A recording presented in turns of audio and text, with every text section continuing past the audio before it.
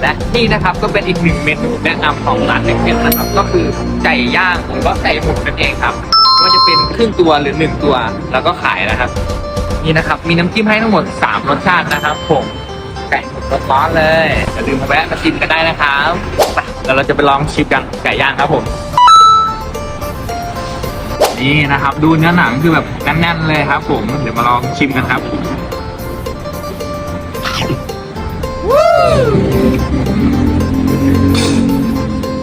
อร่อยเลยครับ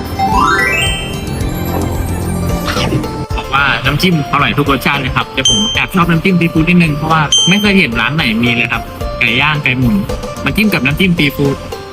อร่อยครับมาลองชิมบ๊ายบาย